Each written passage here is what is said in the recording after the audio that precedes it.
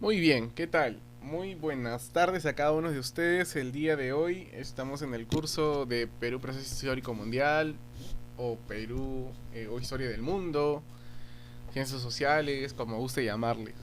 ¿Ok? Soy el profesor Miguel. El día de hoy vamos a estar hablando de una de las corrientes libertadoras. En este caso, nos vamos a basar en la corriente libertadora del norte y las principales batallas que ocurrieron en ese entonces. ¿Ok? La corriente libertadora del norte fue de 1810 a 1826, que fue una campaña bélica militar liderada por un venezolano, en este caso Simón Antonio de la Santísima Trinidad Bolívar Palacios, más conocido, así de sencillo, como Simón Bolívar. ¿Ok? Libertador de las Américas, donde el conflicto comienza en lo que se conocía como Nueva Granada, que estaba establecida por Colombia, Venezuela, Ecuador, y culmina con la independencia del Perú y también el nacimiento de Bolivia. ¿Ok? En esta campaña incluyen numerosas estrategias, ¿no?, de la mano de Simón Bolívar, en el cual se libran las famosas batallas de Boyacá en Colombia, la batalla de Carabobo en Venezuela y la batalla de Pichincha en Ecuador, para luego desembocar en la independencia del Perú y con ello el yugo de la corona española. Dentro de los antecedentes de la corriente libertadora del norte, ¿no?, que se dio en 1810 tras la destitución del rey español Vicente Emparán en Venezuela, se comenta que atravesaban varias revueltas, por lo que ponía en peligro la supremacía española. Y para aquellos tiempos Bolívar ya tomaba acciones como para comenzar un movimiento de independencia, el cual lo lleva a reclutar a Francisco de la Miranda a Londres, quien en este caso acababa de dirigir parte de las campañas de la Revolución Francesa en Europa. Ya en marzo de 1811 el Congreso Nacional se reúne en Caracas, luego, en este caso, de que aunque no era un delegado oficial, Bolívar da su primer discurso en público, donde dice y declara: pongamos la piedra angular de la libertad americana sin temor. Vacilar es perecer. La primera república aquí habla de que fue declarada el 5 de julio en Venezuela, convirtiéndose en la primera colonia en intentar librarse del Imperio Español.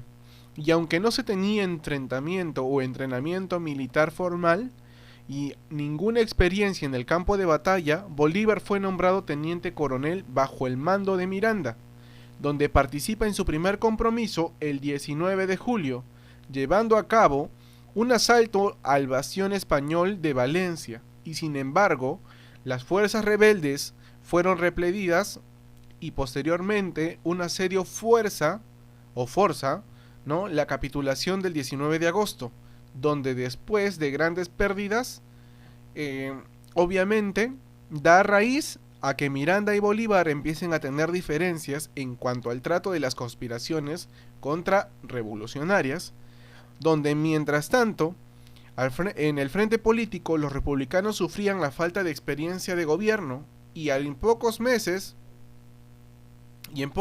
el Tesoro Real obtiene bajo trifulcas un gasto en un bloqueo español que lleva a empeorar la situación económica de la zona, donde Bolívar queda a cargo del puerto republicano más importante, llamado el puerto de Cabello en Venezuela, donde se guardaba el gran número de prisioneros en la fuente o fuerte principal, así como un gran acervo de armas y artillería. ¿Ok? La combinación resulta fatal debido a que un traidor libera a los prisioneros que se amaban y comenzaron a bombardear, en este caso, la posición de Bolívar, donde él y sus hombres apenas logran escapar con vida. Aquí Bolívar se sintió en este caso avergonzado por la pérdida y furioso obviamente de que Miranda no respondiera a las llamadas de ayudas, donde poco después él y otros oficiales entregaron a Miranda a los españoles. Cuando los españoles completaron su reconquista del país, Bolívar escapa a Cartagena, en Nueva Granada, el cual estaba inmersa en una cruenta guerra civil. ¿Ok? Ahora, como a principio de tema les estaba indicando que íbamos a hablar de unas cuantas, en este caso, guerras o guerras importantes. Antes que poder recurrir, por ejemplo, a la batalla de Boyacá en Colombia, sabemos que Simón Bolívar nace allí, en Venezuela, llamado el Libertador de América, donde independiza Venezuela, Ecuador y Colombia, y es invitado por el Congreso peruano, ¿no?, de don José Faustino Sánchez Carrión, para independizar al Perú, y o le dan en este caso el título de jefe supremo del ejército peruano, ¿verdad? Ahora,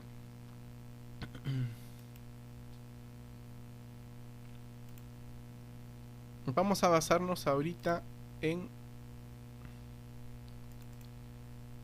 antes de poder tocar esos temas, en la batalla de Boyacá, ¿ok? Que ocurre el 7 de agosto de 1819 cerca de Bogotá, resultando victoriosos los insurgentes sudamericanos sobre las nuevas fuerzas españolas, donde dicha batalla libera a Nueva Granada, hoy día llamada Colombia. Técnicamente era un ejército de unos 3.000 hombres bajo el mando de los generales Simón Bolívar y Francisco Paula Santander, que sorprendió y derrotó a los españoles en los enfrentamientos preliminares en Gamesa el 12 de julio, en Pantano de Vargas el 25 de julio, y captura a Tunja en el 5 de agosto. En Boyacá, Santander, en este caso, corta el avance español cerca de un puente sobre el río de Boyacá, mientras que las tropas de Bolívar atacan a la fuerza principal y a media milla de distancia, haciéndose con unos 1.800 prisioneros, y el comandante español, que conquista Bogotá el 10 de agosto, fue aclamado como libertador de la Nueva Granada, y constituye un nuevo gobierno provisional, dejando a Santander como vicepresidente y jefe interino, y parte vías a Angosturas de Venezuela, ¿no?, donde anuncia su plan de establecer la República de la Gran Colombia. Para eso también tenemos nuestro conflicto, ¿no? Bueno, no tanto nuestro, sino de Simón Bolívar, en la batalla de Carabobo ocurrida en Venezuela, que fue una de las victorias más cruciales para la liberación del territorio sudamericano, ¿no?, que fue la llamada batalla de Carabobo, que ocurrió el 24 de julio de 1821, donde el cual se independiza Venezuela del control español. ¿Bajo quién? Bajo las indicaciones del gobierno liberal recientemente instalado en España, donde el general Pablo Morillo había firmado un arismisco, ¿no?, con Simón Bolívar, comandante de las fuerzas revolucionarias del norte de Sudamérica, en noviembre de 1820, donde posteriormente los patriotas rompen los términos de acuerdo, moviendo con la guarnición realista en el lago de Maracaibo. Ya en Carabobo, Bolívar lidera su ejército numéricamente superior de unos 6.500 efectivos, incluyendo voluntarios de las Islas Británicas, hasta la victoria sobre los españoles, ¿no?, que eran comandados por el general Latorre, el general también José Antonio Páez, y sus llaneros y los voluntarios británicos e irlandeses derrotan al ejército español, mientras que la caballería patriótica aplasta el centro de Carabobo. La victoria patriótica fue resultante y asegura la independencia de Venezuela, ya que los españoles decidieron que nunca intentarían controlar más la región. Con los españoles expulsados de Venezuela comenzarían a reformarse 3 años o tras años de guerras, ¿no?, y a su vez donde Bolívar funda la Gran República, en este caso de la Gran Colombia, que incluiría en aquel entonces a Venezuela, Colombia, Ecuador y Panamá, donde posteriormente esta república se disuelve. Por último, ¿no?, y no menos importante, tenemos la batalla de Pichincha, que ocurrió el 24 de mayo de 1822, donde el ejército rebelde bajo el mando del general Antonio José de Sucre y las fuerzas españolas, en este caso encabezadas por Melchor Aymerich, se enfrentan en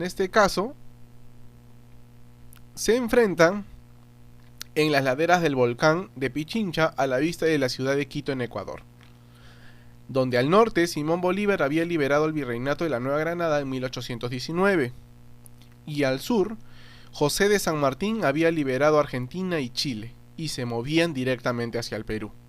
Los últimos bastiones principales para las fuerzas realistas en el continente estaban en Perú y alrededor de Quito. Ya en la noche del 23 de mayo, Sucre ordena a que los hombres que se trasladen, en este caso, a Quito, donde quería que tomaran el alto terreno del volcán de Pichincha, que dominaba la ciudad, y allí esperar a los primeros rayos de luz del día para enfrentarse a las empinadas laderas fongosas del volcán. Las fuerzas de Sucre se habían esparcido durante su marcha y los españoles fueron capaces de diezmar a sus principales batallones antes de que la retaguardia alcanzara. Cuando el rebelde batallón escocés e irlandés, aquí Albión, aniquila a la fuerza élite española, donde los realistas se vieron obligados a retirarse. Ya el 25 de mayo, Sucre entra a Quito y acepta formalmente la rendición de todas las fuerzas españolas, donde Bolívar llega a mediados de junio a multitudes felices. La batalla de Pichincha sería el calentamiento final de las fuerzas rebeldes antes de abordar el más fuerte bastión, en este caso de los realistas en el continente, que estaban establecidos en Perú, donde la batalla de Pichincha consolida a Sucre como uno de los principales oficiales rebeldes de la campaña liderada directamente por Bolívar. Y es así ya que podríamos tocar el contexto de Bolívar en el Perú, ¿ok? Que tuvo como principal colaborador a José Faustino Sánchez Carrión, donde Ribagüero negocia con el virrey de la Serna para expulsar a Bolívar y después se establece el cuartel de Pativilca, ¿ok? Dentro de estas guerras o batallas tenemos la batalla de Junín y de Ayacucho, ¿ok?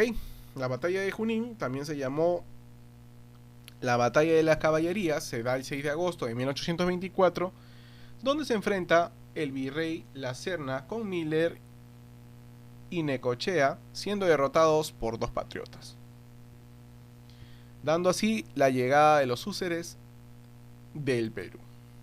La batalla de Ayacucho habla de La Serna y Canterac, que se enfrentan en este caso a los montoneros dirigidos por Marcelino Carreño, donde Córdoba y Miller capturan a La Serna y a Canterac, firmando la capitulación, en este caso, de lo que hoy en día conocemos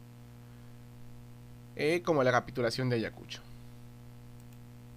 Ahora, para poder hablar un poco más de estas batallas, ¿no? El 6 de agosto de 1824, Simón Bolívar y Antonio José de Sucre derrotan al ejército español en el lago de Junín, al alto de las montañas peruanas, y esta victoria prepara el escenario para la batalla de Ayacucho, donde otro impresionante triunfo asegura la libertad para el Perú y toda Sudamérica.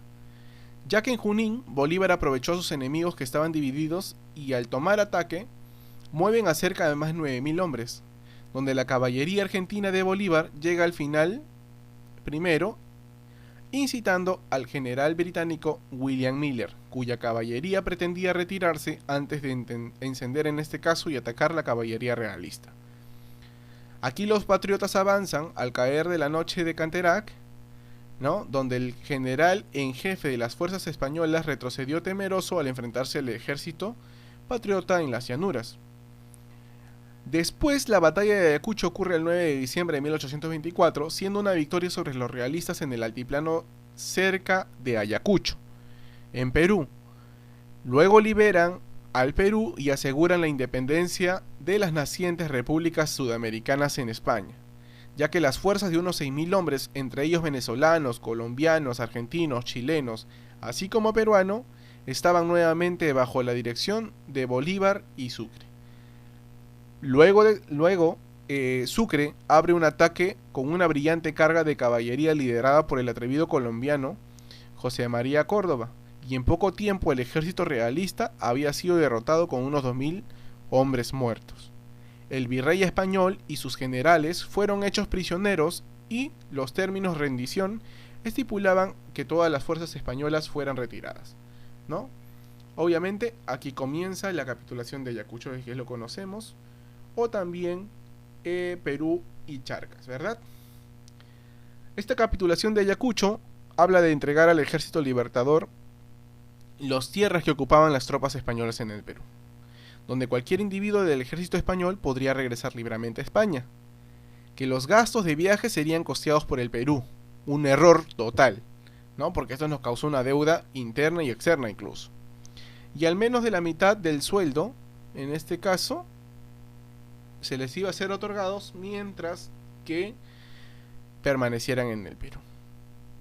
Luego el Perú reconoce a España los gastos de guerra, obviamente se retiran y esto nos causa una gran deuda, ¿verdad? A pesar año tras año con los presidentes que ya nos comenzaron a tocar. Así de sencillo, o teóricamente, es lo que tenemos que aprender acerca de las corrientes libertadoras del norte.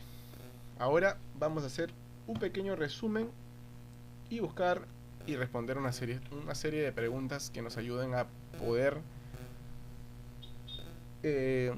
entender un poco más este tema.